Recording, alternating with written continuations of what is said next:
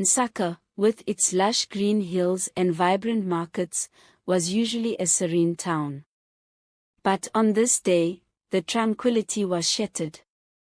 Thelma stood at the edge of her once vibrant garden, now a mere shadow of its former self. The wilting flowers seemed to mirror her crumbling marriage. Alfred, her husband, had become increasingly distant, consumed by ambition and wealth. Their home, once filled with laughter and love, echoed with the cold silence of betrayal. As she watched Jeremy, their 6-year-old son, playing innocently, she felt a pang of sorrow for the life they once had. Suddenly, the peace was shattered by the screeching of tires. A black van sped into their driveway. Before Thelma could react, masked men burst out, grabbed Jeremy, and injected her with a tranquilizer.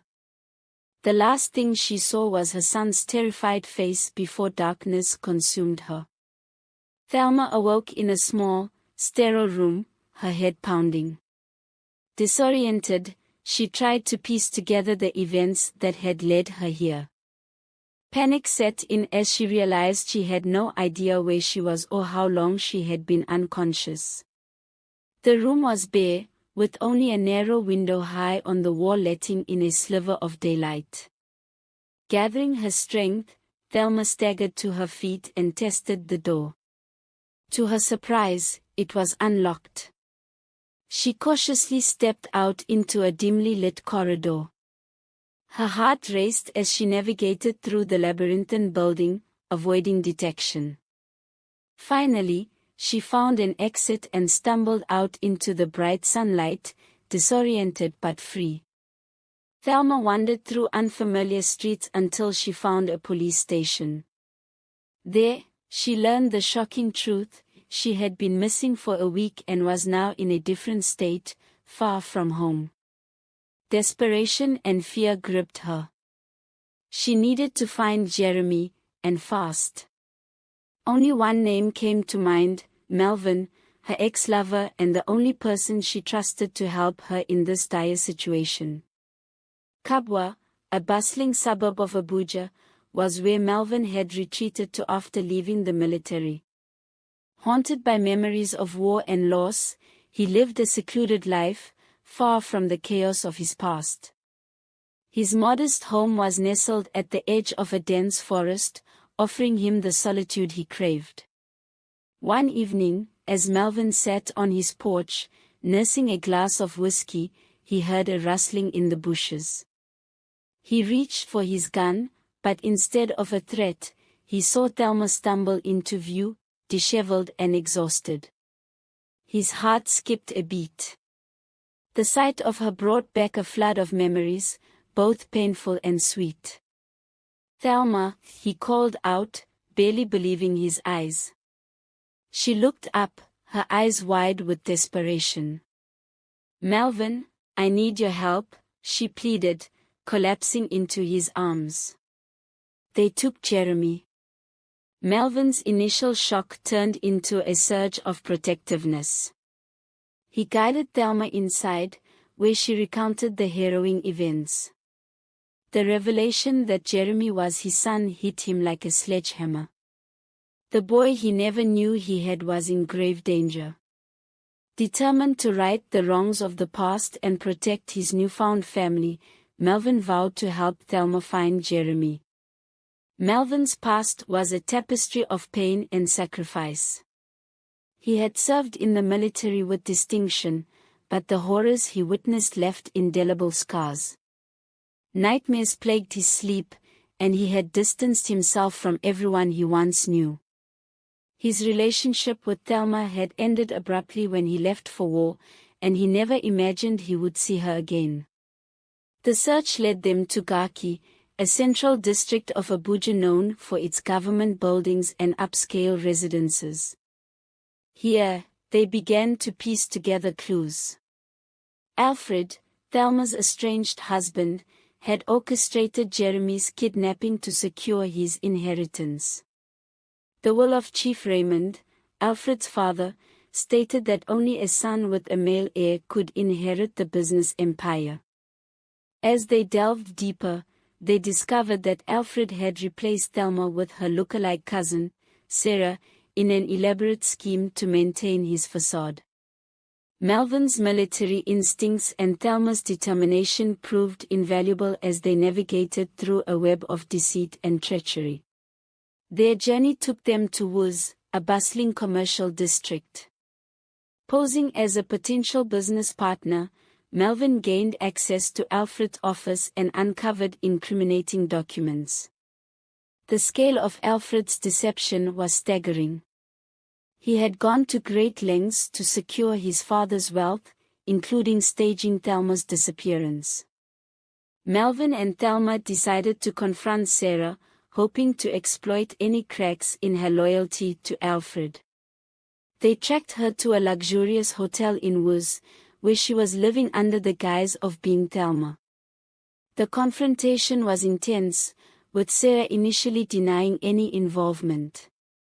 However, under Thelma's relentless questioning and Melvin's imposing presence, Sarah broke down and confessed. She revealed that Jeremy was being held in a secluded estate on the outskirts of the city, guarded by Alfred's henchmen. Sarah's guilt and remorse were palpable, but Thelma remained focused on her mission to rescue her son. The secluded estate was located in Jobi, a serene area known for its lake and recreational park.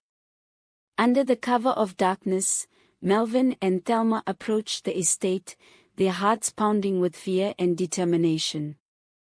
Melvin's military training came to the fore as he neutralized the guards with precision, allowing them to infiltrate the compound. Navigating through the maze-like interior, they found Jeremy in a dimly lit room. Thelma's heart swelled with relief as she embraced her son. Their reunion was brief, however, as they needed to make a quick escape.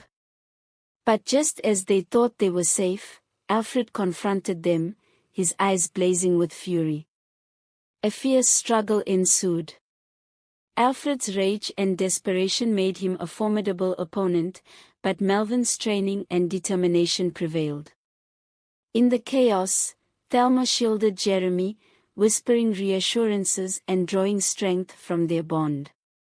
With Jeremy safe, Melvin and Thelma turned their attention to Edward, who was hiding in Asokoro, a district known for its affluent residents. They tracked him to a private clinic he had been running under a false identity. Confronting Edward, they forced him to confess to his role in Chief Raymond's murder and his alliance with Alfred. Edward's betrayal was a bitter pill for Thelma to swallow. His actions were driven by a twisted sense of revenge, rooted in long-held family grudges. The revelation of his involvement in the poisoning of Chief Raymond and the manipulation of Alfred exposed the depths of his malice. Armed with this knowledge, Melvin and Thelma decided to expose Edward's crimes to the authorities. They knew that bringing him to justice was crucial to ensuring their family's safety and securing Jeremy's future. Their journey next took them to Maitama, an exclusive district known for its opulence and political connections. Here, they confronted Louise, Chief Raymond's wife and Alfred's mother. Louise harbored a deep hatred for Melvin and his mother, having known the truth about Melvin's parentage all along. Louise's confession was both shocking and tragic. Driven by jealousy and anger, she admitted to orchestrating the murder of Melvin's mother. Her attempts to kill Melvin were fueled by her desire to protect her own children's inheritance. As Louise's world crumbled around her, the weight of her actions became apparent. She was arrested, her deep-seated hatred and schemes laid bare for all to see. The truth about Chief Raymond's death and Melvin's heritage began to unravel the tangled web of deceit that had plagued their family. The journey of redemption led them to Karoo, a district known for its blend of urban and rural elements. Here, Thelma, Melvin, and Jeremy found a temporary refuge, away from the chaos that had engulfed their lives. The tranquil environment provided a space for healing and reflection. Stella, Alfred's younger sister, joined them in Koru. Her eagerness to claim a share of their father's properties and her disdain for Alfred provided valuable insights into the family dynamics. Stella's alliance with Thelma and Melvin proved instrumental in their quest for justice. As they regrouped, they devised a plan to dismantle Alfred's remaining power and ensure Edward's crimes were brought to light. The bond between Thelma, Melvin, and Jeremy grew stronger, fortified by their shared experiences and determination to protect their family. Mararaba, a bustling town on the outskirts of Abuja, became the stage for the final confrontation.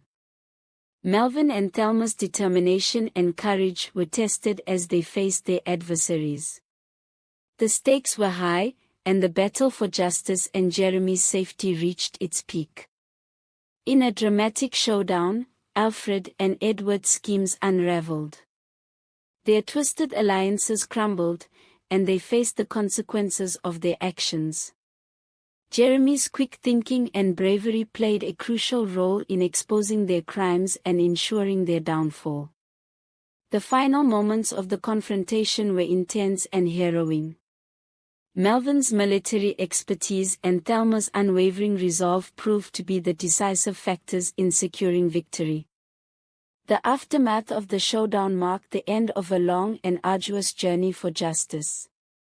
With the truth revealed and justice served, Thelma, Melvin, and Jeremy relocated to Gwagwalada, a town known for its serene landscapes and sense of community.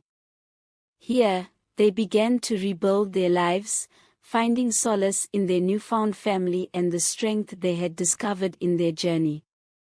The African landscape, rich with culture and tradition, provided a backdrop for their healing and hope for the future. The bond between Thelma, Melvin, and Jeremy was unbreakable, forged through hardship and resilience. Together, they faced the future with a renewed sense of purpose and unity, ready to embrace the challenges and beauty of life ahead. As they settled into their new home, they reflected on the journey that had brought them here. The trials they had faced and the enemies they had defeated had revealed deeper truths about their identity, their family, and the world around them. Their story was one of bravery, love, and redemption, a testament to the strength of the human spirit in the face of adversity.